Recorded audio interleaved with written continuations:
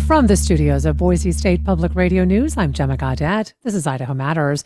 President Trump is once again pushing the limits of presidential power, from his challenge to birthright citizenship being weighed by the Supreme Court to his repeated defiance of court rulings. And with Congress largely on the sidelines, critics are saying we're watching a dangerous shift in how power is being used and concentrated in the executive branch. So, what does all of this mean for the Constitution and the rule of law? Joining us today to talk more is Dr. David Adler. He is a renowned constitutional scholar and president of the Alturas Institute. Dr. Adler, nice to have you on the program. Nice to be with you, Gemma. Thanks for having me. So, Dr. Adler, you'll be holding another constitutional conversation tomorrow in Boise from 4 to 5:30, and it's entitled "When Presidential Assertions Collide with the Courts, Due Process, and the Rule of Law." So let's start with this. What sorts of assertions of power, in your opinion, has President Trump been making that place him on what you have called a collision with the three pillars of the American constitutionalism? Well, that's a great question, Gemma. I think since day one, President Trump has been asserting an expansive conception of executive power far beyond his predecessors, even those whom we would rightly regard as imperialist in nature and their thinking about presidential power. And there's a broad range of executive actions that he has taken that reflect a usurpation of congressional power, an assertion of authority that violates the First Amendment rights, freedom of the press rights, attacks on due process of law. And if we were to boil these down, Gemma, we could begin, for example, by talking about his creation of DOGE, the so-called department, the governmental department of efficiency, which is headed by or was headed by Elon Musk to root out waste and fraud. And of course, what that represents, number one, is that the president has no authority to create a department or an office. The Supreme Court held in the very early days of the Republic that only Congress could create an office. And so that represents a usurpation of the congressional lawmaking power.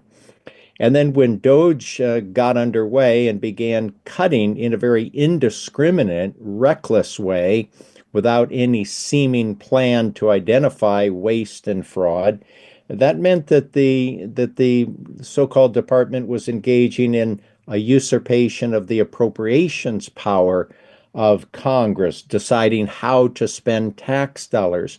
And it went even further, for example, when it canceled grants and funds that had already been awarded. And we're keenly aware of this, of course, in Idaho through the cancellation of all funds to the National Endowment for the Humanities, which then was sending a lot of money to the Idaho Humanities Council, canceling grants and awards. And this occurred across the nation. So not only did the usurpation of the appropriations power represent a gross violation of congressional authority, but it inflicted deep-seated harm on state humanities councils across the nation here, including the IHC. And by the way, with the appointment of Elon Musk to head DOGE, that represented a usurpation of the congressional role in the appointment power, because by any measuring stick, Elon Musk would have represented a quote-unquote principal officer, exercising such vast authority that surely would have required advice and consent of the Senate. And of course, President Trump never nominated him to head a department which he could not create. And so that represented a usurpation of the appointment power. And beyond that, Gemma, President Trump has asserted broad authority to ignore judicial rulings, which represents a gross attack on due process of law in the case of immigrants that were just flown out in the last month to the torture prison in El Salvador, which of course is worthy of a lot of discussion. And then most recently, after the Supreme Court ruled in April that President Trump could not deport Venezuelan immigrants without affording them their day in court, that is, offering some modicum of due process of law. Lo and behold, he was set to do it this past Saturday. The buses were rolling in a way that would violate the Supreme Court's order. And that's what brought about the extraordinary decision by the Supreme Court at the stroke of 12 to halt President Trump's further deportation of Venezuelan immigrants who were housed in a detention center in the north part of Texas, and instructed the president to stop until there's further order from the Supreme Court, marking an extraordinary occasion in the Supreme Court's history, by the way, Gemma. Dr. Adler, I want to talk a little bit about due process because you spoke of immigration and the El Salvador prison CCOT. And the case that, of course, has been making headlines is the case of Kilmore Abrego Garcia, who is in prison in El Salvador right now. And the Trump administration is saying that he is part of a gang, MS-13, which I think everyone can agree we don't want those gang members in our country. However, there has been no evidence that this gentleman is a gang member. He was also deported, was not supposed to be deported back to El Salvador. And there is an argument going on where there are some people saying, look, he is a criminal. We do not want him in our country, so therefore we are not going to bring him back. The other side is saying it's about due process. We're not, we, as in this other side, is saying we're not defending the person. We are defending due process. Every person in the United States should be allowed by the Constitution due process. So, Dr. Adler, how does that play into everything that we're witnessing right now and this idea that some people should not be allowed due process? Well, Gemma, you've just raised questions of great moment for a constitutional government. The principle of due process of law is foundational to the very nature of American constitutionalism.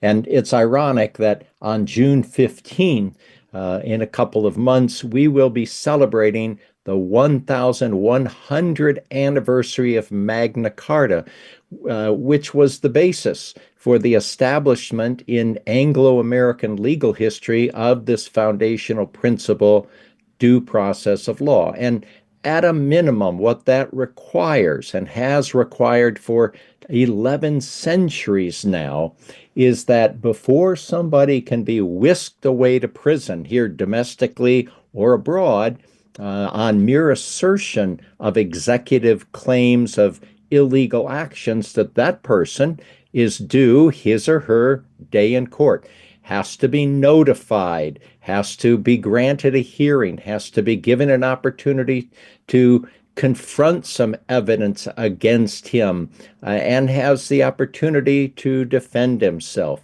And so that fundamentally important principle that plumbs the depths of American constitutionalism was flagrantly violated in the case of Garcia.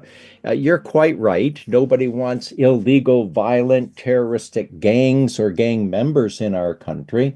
But as you pointed out, Garcia's not been even charged with a crime, let alone convicted of a crime. And it doesn't matter that the administration has said that he's a criminal. The responsibility of the prosecution, in this case, the Department of Justice, is to come to court, submit evidence indicating that Garcia, a Maryland resident with an American citizen wife and a child, is in fact a criminal. But the administration has decided not to do that. And we've had a federal judge who has said, quite rightly, the administration has been asked to submit evidence. It's refused to do so. And so what we're looking at here, as you nicely articulate the two sides of this fight, is A, we all agree we don't want foreign gangs any more than we want domestic terroristic gangs engaged in violence harming American citizens. But we don't have to shred the Constitution and ignore due process of law in order to wage effective law enforcement means of limiting and corralling and arresting and prosecuting those who are in fact terrorists. But to kidnap essentially somebody from the street, and I use that term deliberately here, Gemma. It's we have to be mindful of the fact that it's not enough to say that the Trump administration engaged in a deportation of Garcia, because deportation implies process, which invariably would include some elements of due process. More, what we're really looking at here is an illegal abduction of a man who had a right to be in the United States, and a judge had ruled he could not be sent back to El Salvador, which was his native country. And so we don't have to shed the Constitution to fight gang violence. But what is required here, and this is crucial for everybody to understand, is that we cannot violate the rights of an individual in the name of governmental efficiency or presidential authority, because the violation of due process of law becomes contagious and it builds momentum. And the administration will want to violate the rights of more immigrants, as it was intending to do until it was stopped by the Supreme Court on Saturday. And it would proceed because Donald Trump himself has said now he wants to turn his attention to, quote, homegrown criminals. That would be American citizens whom he would claim the authority to whisk away, to sweep up off the streets and send to the infamous El Salvador president. He boasted about this in the very awkward, unseemly Oval Office meeting with the Salvadoran president last week. And he has boasted of his authority to do that. These are not the claims of a president committed to constitutional government, Gemma. These are the claims of an authoritarian president who is engaged in what can only be described as police state tactics, whipping people off the streets, whether it's the student at Tufts University or Cornell or other places, and now reaching into homes and offices to illegally abduct immigrants to our country and sending them to the infamous prison in El Salvador. So, Dr. Adler, I think this is a good time to maybe, have a little civics lesson and to give an example when we're talking about due process outside of, immigration, outside of even the Garcia case. Let's, for example, take the Brian Koberger trial that is going to be happening at the end of July. He is the person who has been charged with killing 4 University of Idaho students. He is going to trial at the end of July. That is due process. Prosecutors are charged constitutionally with having a case with evidence in order to be able to convict him. The defense doesn't have to have a case. They don't have to, they are not the ones charged with having to show what that evidence is. It is up to the prosecutors. I bring this up because I think emotionally, many people can say, we don't want people like Koberger in our country. We don't want people like Garcia, if he is a gang member, in our country.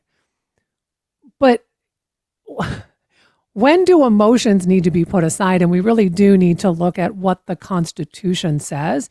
And that, again, every person, whether you believe they are guilty or innocent, has the right to due process.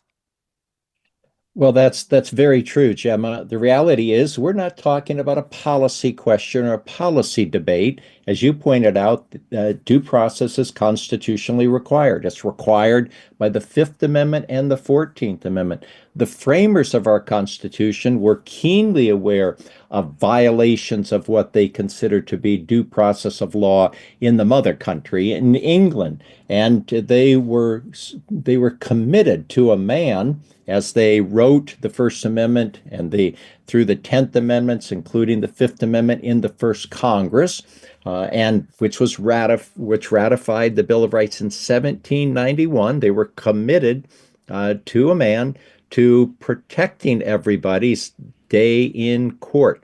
And this is essential to any conception of American liberty and freedom.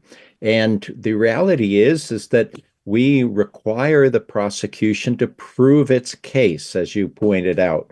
And that is our protection against the worst kind of exploitation of people who might not be able to bring a representation to a court to defend themselves, who can avoid being treated in the most arbitrary way by the executive branch. And so it's essential for Americans to understand, as you say, that we don't want notorious evil people who inflict great harm to be on the streets, but the facts have to be proved in a court of law before they can be incarcerated. And so it's essential, Gemma, for the President of the United States, who has a constitutional duty under Article 2 to, quote, take care to faithfully execute the laws, to faithfully abide by the entire Constitution, including the constraints imposed upon him by the Fifth Amendment, which protects all of us from federal action that would deny our rights to life, liberty, or property. We can't engage in a game in which we say we're going to honor some parts of the Constitution or extend some parts of the Constitution to some people, but not other people, and still claim to be a nation governed by the rule of law. When we cross that bridge and allow a president to remove from our country anybody whom he doesn't like, including homegrown Americans whose views he doesn't like, then we have crossed that bridge from a constitutional democracy to an authoritarian system, which obviously is antithetical to every fiber of American idealism. Dr. Adler, you mentioned how the Supreme Court of the United States made a ruling Saturday very quickly. As you said, fairly unprecedented to do it in the way they did. I mean, to the point that the two dissenters of this opinion didn't even get their opinion out before they moved forward with this decision. Are we witnessing a standoff, in your opinion, between the president and the judiciary? I think we are. That Saturday night decision was extraordinary because the court, for a number of reasons, not the least of which is before the court publishes an opinion, it usually contemporaneously publishes a dissenting opinion, which it did not do in this case because time was of the essence. It was necessary for the court to intervene to stop the removal of other Venezuelan immigrants detained in a North Texas detention facility. It was really specious of Justice Alito to say this is premature. In fact, it was on the contrary, time was of the essence. And it seemed very odd that he was writing an apology for the Trump administration's disregard of due process of law. And so to your question, yes, we are witnessing a standoff because the President of the United States has gone so far as to claim that the courts cannot even review executive actions, particularly as they pertain to the conduct of foreign policy, which is not true, by the way. But it also represents a failing on the part of the president, as I said earlier, to honor his constitutional duty and oath of office to faithfully execute the laws. And one part of that responsibility, indeed an indispensable duty, known to everybody since the founding of the Republic is that the president is supposed to obey Supreme Court decisions as well. If a president can pretend to violate or defy Supreme Court decisions, then we've just seen a very grave threat to the principle of the rule of law, because then we wonder, how can the system constrain a president who is impervious to all legal restraints and all constitutional constraints on the exercise of his authority? Dr. Adler, I want to go back to something that you mentioned before the break, and that is this idea that the courts cannot review presidential actions in foreign affairs. You say that they can. I would like to know what evidence you have to actually support that view. Thank you for asking. There's plenty of evidence, Gemma. First of all, in Article 3 of the Constitution, the judiciary is granted original jurisdiction in all cases involving treaties, ambassadors, maritime jurisdiction, admiralty jurisdiction. And if we remember that the framers of the Constitution expected that the bulk of America's foreign policy would consist of treaties, it was understood then that the courts would play a large role in superintending adherence to the Constitution in the conduct of foreign relations.